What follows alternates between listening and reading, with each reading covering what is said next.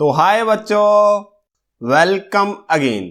तो बच्चों हम कर रहे हैं जेएनवी 9th क्लास का मैथ्स और उसमें आज एक मोस्ट इंपॉर्टेंट टॉपिक देखेंगे बच्चों, जिसका नाम है linear equations in one variable, यानी कि एक चल वाले रेखिक समीकरण। तो बच्चों ये चैप्टर आपका 3 से 4 नंबर का आता है और आज की वीडियो में इसको हम कवर करेंगे बच्चों, बिल्कुल बेसिक से लेके एडवांस लेवल तक जाएंगे। तो अगर बच्चों आपने ये वीडियो पूरी देख ली तो ये 3 से 4 नंबर आप अपने साथ बहुत आसानी से लेकर जाओगे। और ये बच्चों कुछ क्वेश्चंस हैं, कुछ स्टेटमेंट वाले और कुछ सिंप्लीफिकेशन वाले, जो इस टॉपिक में से जेएनवी के एग्जाम में आ चुके हैं। आप इनको ट्राई कर सकते हो। अगर आपसे नहीं हो रहे या करने में ज़्यादा टाइम लग रहा है तो आज की वीडियो देखो और हर एक क्वेश्चन को बच्चों 20 से 30 सेकंड में सॉल्व करो। सर सॉल्व तो कर देंगे, लेकिन सर इस चैप्टर के नाम का क्या मतलब है? Linear equation in one variable. Sir इतना बड़ा नाम है, इसका मतलब तो समझा दीजिए क्या है। ठीक है बच्चों, तो पहले हम चैप्टर का नाम ही समझते हैं, क्वेश्चंस फिर करेंगे। ठीक है सर। तो बच्चों क्वेश्चन स्टार्ट करने से पहले हम चैप्टर के नाम पे थोड़ी चर्चा कर लेते हैं। तो चैप्टर का नाम है linear equation in one variable. तो बच्चों हर एक वर्ड को हमने नीचे नीचे लिख लिया और एक एक को समझेंगे और देखेंगे कि पूरा मतलब क्या है। पहले हमने लीनियर लिख लिया, फिर इक्वेशन, फिर वेरिएबल और साथ में कांस्टेंट हमने वैसे ही लिख लिया हेल्प करने के लिए। ठीक है सर। तो सबसे पहले बच्चों हम इक्वेशन से स्टार्ट करते हैं, फिर वेरिएबल, लीनियर और देखेंगे कि हर एक का मतलब क्या है। इक्वेशन यानी समीकरण। तो बच्चों आपको कुछ पता चल रहा है कि इक्वेशन किस वर्ड से बना है? तो सर इक्वेशन की तरह इक्वल होता है। हाँ बच्चों, इक्वेशन आपका इक्वल की ही एक्सटेंशन है। सर कैसे? तो चलो बच्चों एक एग्जांपल लेता हूं। मान लो आपका क्लास टेस्ट हुआ 100 नंबर का और आपके नंबर आ गए 60। आपके आ गए 60। ठीक है सर। और आपका एक फ्रेंड था जो काफी इंटेलिजेंट था, उसके आगे 85 नंबर, तो उसके आगे 85 नंबर। अब बच्चों इक्वेशन यानी इक्वल। अब आपने क्या करना है कि इन दोनों को इक्वल करना है। तो बच्चों इक्वल कैसे करोगे? वैसे तो ये कम है, ये ज्यादा है, तो इसको इक्वल करने के लिए या तो इसको बढ़ाना पड़ेगा या इसको कम करना पड़ेगा। तो हम क्या करते हैं कि आपके मार्क्स में 60 में कुछ मार्क्स ऐड कर देते हैं। तो अब हमें नहीं पता, तो हम मान लेते हैं कि आपके मार्क्स में हमने कुछ x मार्क्स ऐड कर दिए और उसके बराबर हो गए 85 के। वैसे तो आप बता सकते हो कि 60 में कितना ऐड किया कि 85 हो जाए। तो 60 से 70, 80, 85 यानी 25। x की वैल्यू बच्चों 25 आ जाएगी। ठीक है सर, थोड़ा थोड़ा पता चला। इक्वेशन में क्या होता है बच्चों? इक्वल रहता है, उसकी लेफ्ट हैंड साइड, ये पूरी लेफ्ट हैंड साइड है, राइट हैंड साइड की रहती है बराबर। ठीक है सर, इक्वेशन का तो पता चल गया थोड़ा थोड़ा। अब देखो बच्चों वेरिएबल। वेरिएबल यानी चर। ये बच्चों वही होता है जिसकी वैल्यू हमने फाइंड करनी है। तो इस इक्वेशन में कौन सा वेरिएबल है? तो इसमें बच्चों है आपका x। ऐसे आपके कई वेरिएबल हो सकते हैं, जैसे a हो सकता है आपका, b, x, y, या आप कोई भी इंग्लिश का लेटर लिख सकते हो जिसकी वैल्यू हमने फाइंड करनी है। जैसे यहां पे आ गया x। उसके बाद है बच्चों कांस्टेंट, या इसे अचर कहते हैं हिंदी में, जिसकी वैल्यू ना चेंज हो। जैसे देखो यहाँ पे x कोई वैल्यू ले रही है, आगे वाले क्वेश्चन में x की कोई और वैल्यू होगी या a की, b की, लेकिन जो कांस्टेंट क्वांटिटी रहती है, जैसे हमारा 85, ये इतना ही रहेगा, यहां से चेंज नहीं होगा। जैसे 60। जो आपके बच्चों न्यूमेरल नंबर्स रहते हैं उनको हम कांस्टेंट कहते हैं। जैसे आपका मान लो 1 है, 2 है, 10 है, जैसे ये 60 है। तो बच्चों आपको क्या क्या पता चल गया? तो बच्चों हमने इक्वेशन देख ली जिसमें इक्वल रहता है, लेफ्ट हैंड साइड राइट के बराबर रहती है। फिर हमने वेरिएबल देख लिया, x था इसमें जिसकी हमने वैल्यू निकालनी थी। और लास्ट में बच्चों हमने कांस्टेंट देख लिया, 1, 2, 10, जैसे यहाँ 60 और 85, इनको बोलते हैं कांस्टेंट। ये आ गया वेरिएबल और टोटल आ गई इक्वेशन। अब बच्चों हम देखते हैं लीनियर रेखिक। तो लीनियर का मतलब बच्चों इक्वेशन में जो आपका वेरिएबल है, यहाँ पे x है या आपका y या z कुछ भी हो सकता है, उसकी पावर 1। लीनियर का मतलब क्या है कि x की पावर 1। सर यहाँ पे तो कोई पावर नहीं है। तो बच्चों जब कोई भी पावर नहीं होती ना, उसको हम एक पावर लिख सकते हैं कि x की एक, यानी अकेली x ही। ठीक है सर, रेखिक का मतलब हो गया एक पावर। अब देखो बच्चों, एक इक्वेशन और लिखता हूं। मान लो आपकी इक्वेशन है 2x plus 3y is equals to आपका मान लो 60 है। अब देखो बच्चों, ये इक्वेशन है, इसमें इक्वल टू साइन है, लेफ्ट हैंड साइड राइट के बराबर है। हाँ सर इक्वेशन है। इसमें बच्चों वेरिएबल कौन से हैं? एक्स और वाई।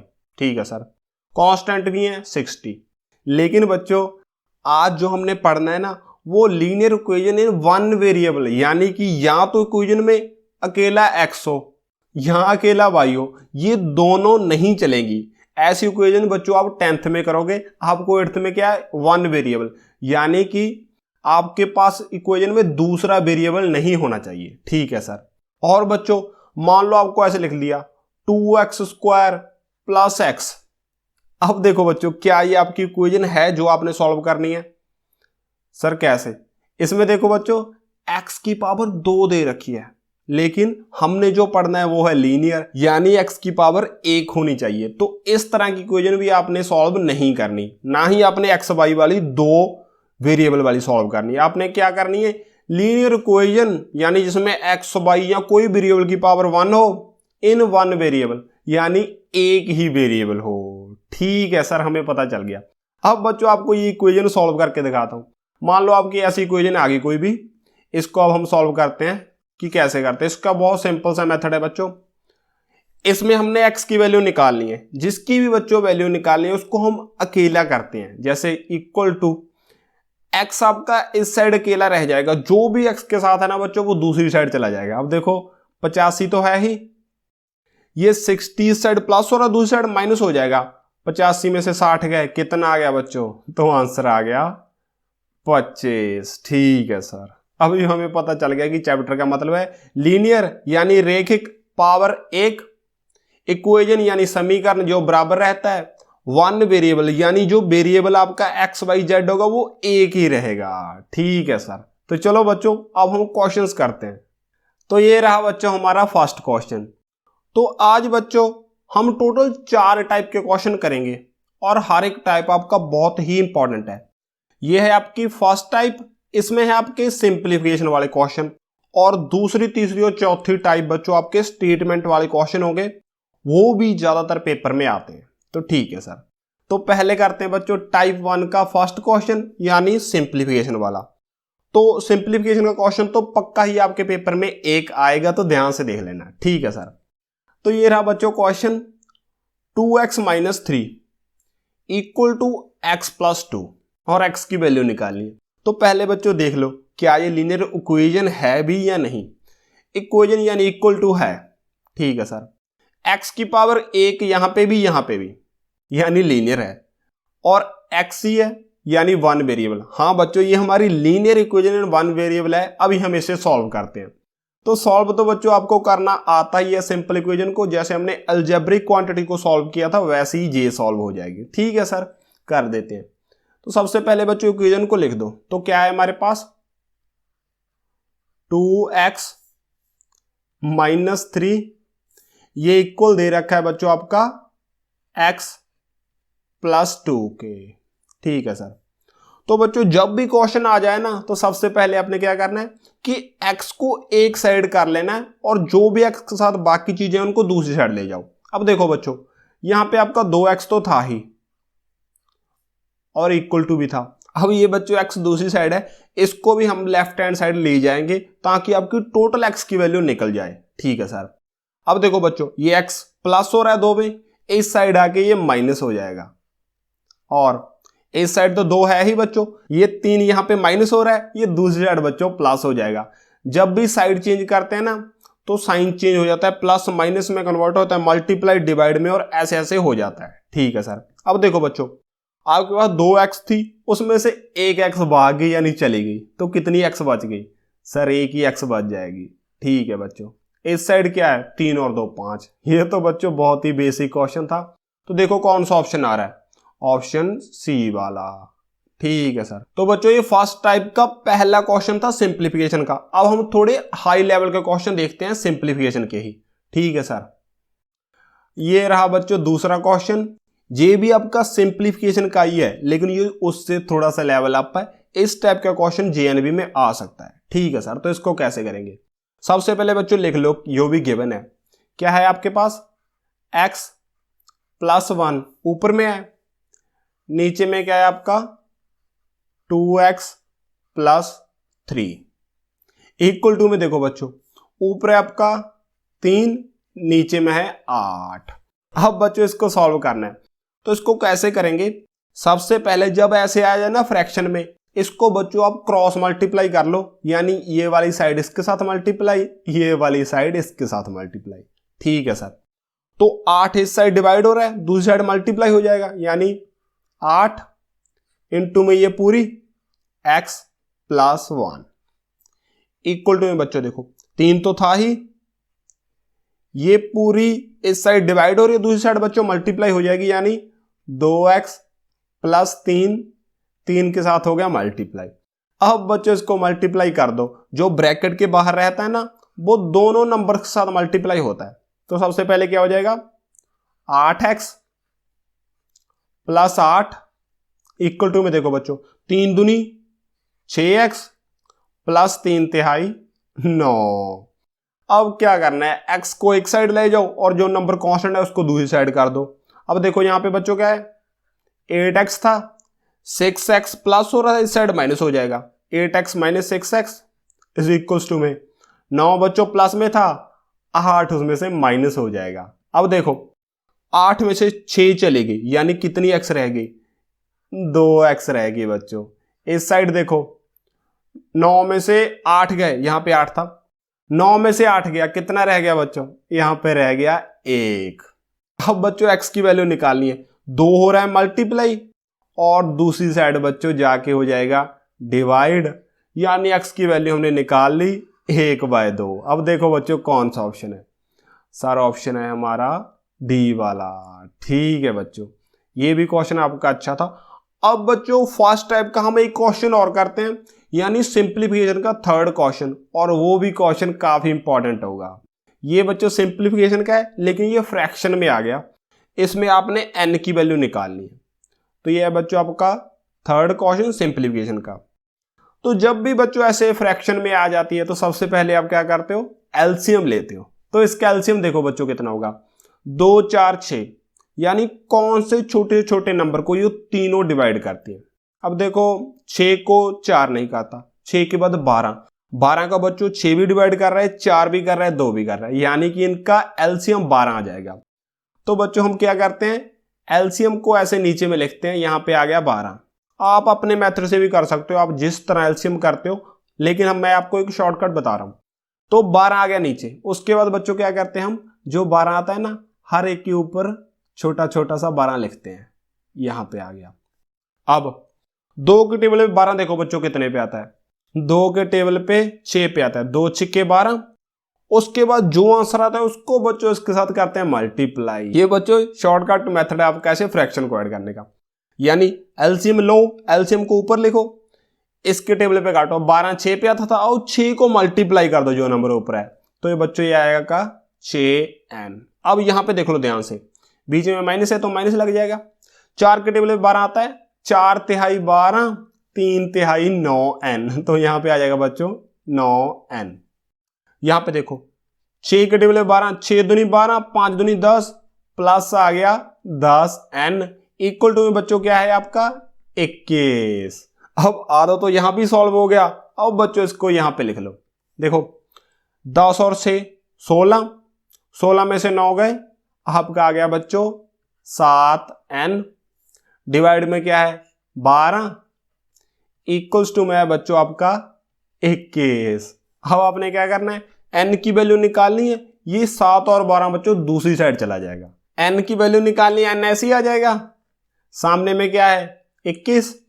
अब देखो बच्चों 12 डिवाइड हो रहा है ना, दूसरी साइड मल्टीप्लाई हो जाएगा, 21 इंटू 12, और 7 बच्चों n के साथ मल्टीप्लाई हो रहा था, ये हो जाएगा डिवाइड, और 7 आ गया नीचे।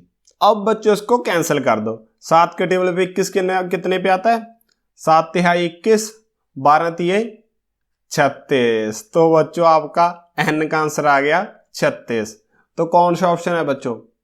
ऑप्शन आ गया आपका सी वाला। ठीक है सर। तो इसी के साथ बच्चों हमारी फर्स्ट टाइप खत्म हो रही थी सिंप्लीफिकेशन वाली। तो बच्चों हमने 3 क्वेश्चन देख लिए, एक तो ये रहा और एक हमारा ये वाला था और ये सिंपल वाला। तो सिंप्लीफिकेशन यानी फर्स्ट टाइप आपकी कंप्लीट हो गई। अब बच्चों हम स्टेटमेंट वाली क्वेश्चन करते हैं। ठीक है सर। तो ये आ गया बच्चों क्वेश्चन नंबर 4 और टाइप हमारी सेकंड आ गई बच्चों नंबर्स वाली।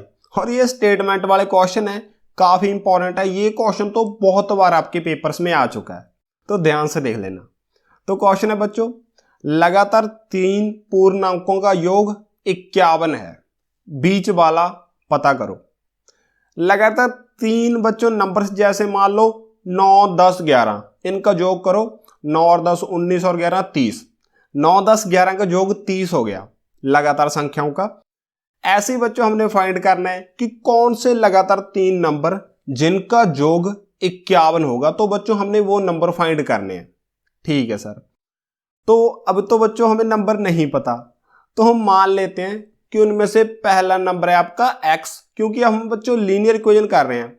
तो पहला नंबर हमने मान लिया x, तो आगे वाला नंबर कितना आएगा बच्चों? जैसे 9 के बाद 10, उससे 1 ज्यादा था ना, तो पहला नंबर है आपका x, अगला नंबर बच्चों आपका आ जाएगा x + 1, यानी जो नंबर लिया था उससे 1 ज्यादा। ठीक है सर। उसके बाद बच्चों क्या करना है, उसके भी अगला नंबर लगातार है ना, अगला नंबर क्या हो जाएगा x + 2। जैसे बच्चों 9 के बाद 11, तो 9 में 2 ऐड किए थे तभी 11 बना था ना। तो ऐसे बच्चों ये 3 लगातार आपके नंबर आ जाएंगे। अगर बच्चों उन्होंने 4 बोल दिए तो x + 3 और ऐड हो जाएगा। अब ये 3 नंबर आ गए बच्चों, ये है पहला, ये दूसरा और ये तीसरा।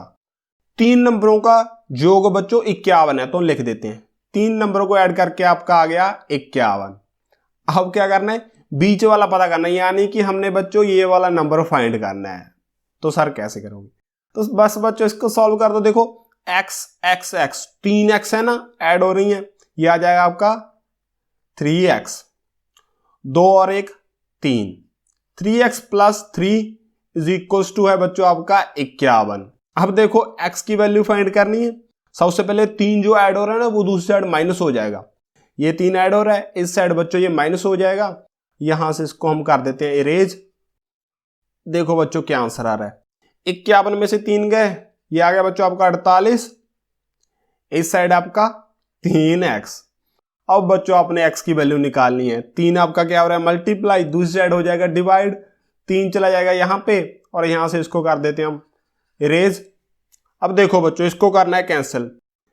3 एकम 3, 1 18, 3 छिक्के 18, यानी कि 16 तिहाई 48 होता है बच्चों।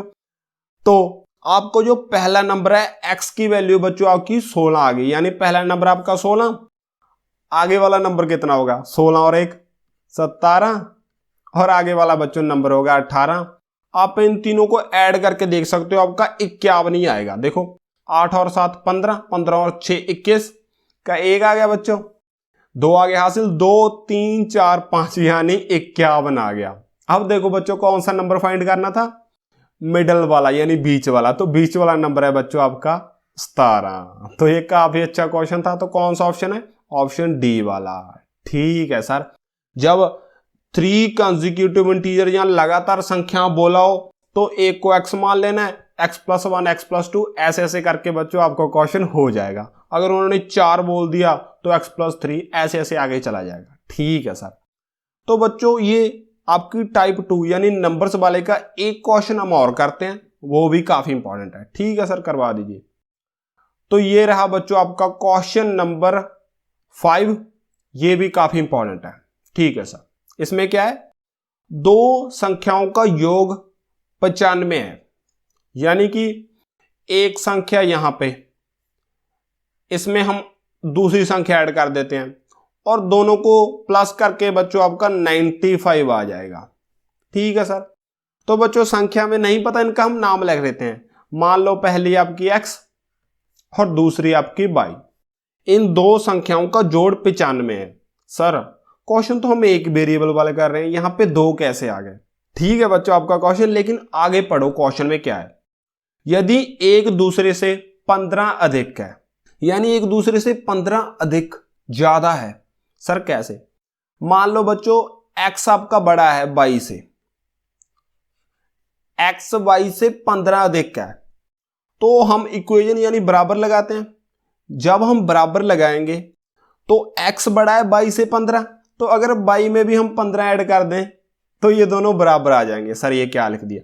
मान लो बच्चों x है ना y से 15 बड़ा है, मान लेते हैं x आपका है 40, y से 15 बड़ा यानी y है आपका 25। अब अगर बच्चों इक्वल करना है ना तो y में 15 ऐड करना पड़ेगा। तो छोटे नंबर में हम ऐसे ऐड करते हैं जब हमने इक्वल करना होता है। ठीक है सर, तो x की वैल्यू बच्चों क्या आ गई? y plus 15। अब यही वैल्यू बच्चों पूरी x की हम यहां पे फिल कर देंगे और आपका क्वेश्चन एक ही वेरिएबल में आ जाएगा। ठीक है सर, कर दीजिए। तो अब देखो बच्चों, plus y equal to 95, x plus y equal to 95 था। अब x की वैल्यू बच्चों हमारे पास आ गई y प्लस 15। अब इसको हम यहां पे फिल कर देते हैं, तो क्या आ जाएगा? y plus 15 equals to 95। अब क्या है? अब इसको बच्चों सॉल्व कर दो। अब तो ये बहुत इजी बन गया। y प्लस y, ये बच्चों आ गया आपका 2y इज इक्वल्स टू में 95 में से ये 15 माइनस हो जाएगा दूसरी साइड जाके। 95 में से अगर 15 माइनस किया तो कितना आ गया बच्चों? 5 में से 5 गए, ये आ गया आपका 0, 9 में से 1 गया 8, 80 आ गया बच्चों 2y के बराबर। y की वैल्यू 2 मल्टीप्लाई हो रहा है ना, दूसरी साइड बच्चों डिवाइड हो जाएगा, यहां से चला जाएगा, यहां पे आ गया नीचे, ये आ गया 4 दूनी 8 यानी 40। y की वैल्यू 40 आ गई, यानी जो छोटा नंबर है ना उसकी वैल्यू बच्चों आपकी 40 आ गई। देखो क्या पूछा था इन्होंने? देन द स्मॉलर नंबर, छोटा ही पूछा था, तो यानी 40 ऑप्शन आ गया बच्चों ए वाला। ठीक है सर, तो बच्चों टाइप 2 के नंबर्स वाले हमने 2 क्वेश्चन कर लिए। अब हम तीसरी और चौथी टाइप करेंगे, वो भी काफी इंपॉर्टेंट है। ठीक है सर, तो ये रहा बच्चों हमारा क्वेश्चन नंबर 6 और ये टाइप हमारी तीसरी स्टार्ट हो गई। इसमें बच्चों क्या है? पेरीमीटर दिया होता है इसमें रेक्टेंगल का, और उसकी लेंथ और ब्रेथ में से कुछ हमने निकालना होता है। ठीक है सर, तो क्वेश्चन है बच्चों the perimeter of a rectangle is 40 centimetre. यानी कि बच्चों हमारे पास एक रेक्टेंगल दे रखी है, हम बना लेते हैं। मान लो यह है बच्चों आपकी रेक्टेंगल, और इसकी बच्चों लेंथ और कुछ ब्रेथ होगी, लेकिन इन्होंने पेरीमीटर 40 दे रखा है। तो सबसे पहले बच्चों क्या करो कि रेक्टेंगल के पेरीमीटर का फॉर्मूला लिख दो। तो फॉर्मूला क्या होता है? 2 length plus breadth is equals to perimeter. तो ये होता है बच्चों पेरीमीटर का फॉर्मूला, वैसे आपको आता ही होगा। हाँ सर आता है। अब बच्चों इसमें वैल्यूज फिल करो, क्या क्या दे रखा है। पेरीमीटर दे रखा है 40 सेंटीमीटर, यानी P की जगह बच्चों आ जाएगा आपका 40। इस साइड देखो क्या दे रखा है, 2 into if is breadth is 10 centimetre, यानी उसकी ब्रेथ दे रखी है, फाइंड इट्स लेंथ। तो लेंथ बच्चों हमने फाइंड करनी है, तो L तो बच्चों हमने फाइंड करनी है, ऐसे ही आ जाएगा। प्लस ब्रेथ दे रखी है बच्चों आपको 10 सेंटीमीटर, ये आ गया 10। अब बच्चों ये देखो हमारी लीनियर इक्वेशन बन गई, जिसमें हमारा एक ही वेरिएबल है L और इसकी पावर भी एक है। हाँ सर, तो इसको बच्चों हमने करना है सॉल्व। तो जो भी बच्चों इस साइड मल्टीप्लाई हो रहा है दूसरी साइड डिवाइड हो जाएगा। 2 मल्टीप्लाई हो रहा है दूसरी साइड डिवाइड, यानी 40 को 2 के साथ डिवाइड करें बच्चों, ये आ गया आपका 20, और यहां पे क्या हो रहा है L प्लस 10। अब L की वैल्यू निकालनी है। L आपका ऐसी रह जाएगा, दूसरी साइड है बच्चों 20, 20 में से 10 हो जाएगा माइनस, 20 में से 10 गया तो बच्चों आपका आ गया 10, यानी आपकी लेंथ की भी वैल्यू आपकी 10 आ गई, और ब्रेथ भी बच्चों आपकी 10 थी। तो ये क्वेश्चन आपको वैसे रेक्टेंगल दे रखा है, वैसे कैलकुलेशन के हिसाब से ये बच्चों स्क्वायर बन रहा है। ठीक है सर, तो बच्चों कौन सा ऑप्शन है? 10 आ गई, तो ऑप्शन नंबर ए वाला। ठीक है सर, पता चल गया पेरीमीटर का फॉर्मूला लगाना है, और फाइनली लेंथ या ब्रेथ में से जो भी पूछा हो उसको हम निकाल देंगे। ठीक है बच्चों, तो ये रहा बच्चों क्वेश्चन नंबर 7, और आज की बच्चों लास्ट यानी 4th टाइप आ गई, यह है आपकी एज वाली टाइप। तो ये भी बच्चों काफी इंपॉर्टेंट है, ध्यान से देख लेना। ठीक है सर, तो क्वेश्चन है a man is 10 times older than his grandson. यानी इसमें क्या है कि एक हमारे पास दादा है और एक उसका पोता है। जो दादा है ना वो पोते से 10 गुना बड़ा है। तो हम क्या करते हैं, पहले पोते का नाम रख लेते हैं।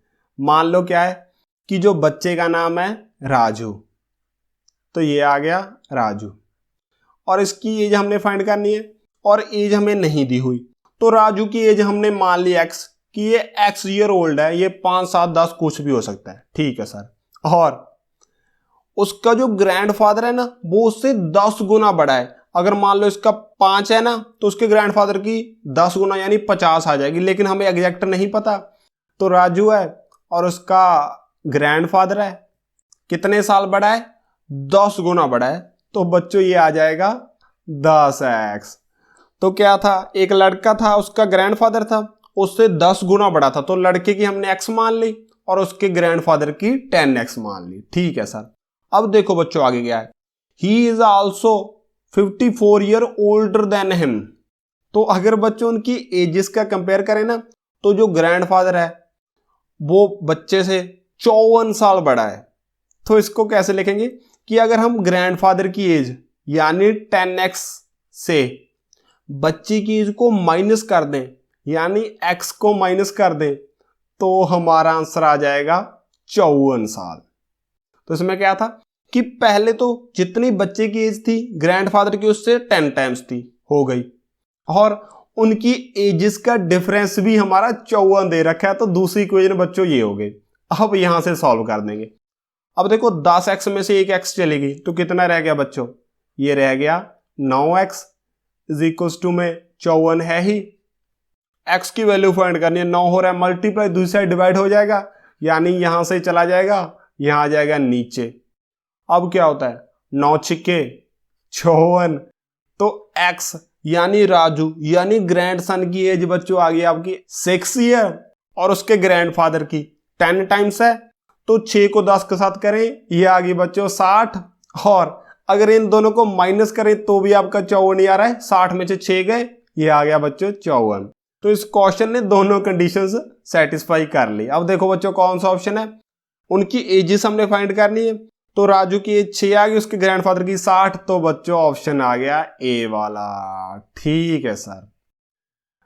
इसी के साथ बच्चों आज का हमारा होता है कंप्लीट। तो हमने आज क्या कुछ देखा, टाइप 1 में हमने सिंप्लीफिकेशन करनी देखी, टाइप 2 में आपके नंबर्स वाले क्वेश्चन थे, टाइप 3 में बच्चों आपके पेरीमीटर वाला क्वेश्चन था, और टाइप 4 यानी जो हमने अभी किया इसमें थे आपके एज वाले क्वेश्चन। तो आपके 4 टॉपिक कंप्लीट हो गए। अब बच्चों मैं आपको एक्सरसाइज क्वेश्चन दूंगा, ठीक है सर दीजिए। तो ये रहे बच्चों आपके 2 एक्सरसाइज क्वेश्चन, ये देखो दोनों ही आपके जेएनबी में आ चुके हैं। ये आपका नंबर्स वाला है और ये है आपका सिंप्लीफिकेशन वाला। आपने इन दोनों को करना है सॉल्व। जो आपका आंसर आ गया बच्चों उसको लिखना है आपने कमेंट बॉक्स में। अगर आपको ये वीडियो अच्छी लगी तो इसको लाइक करो।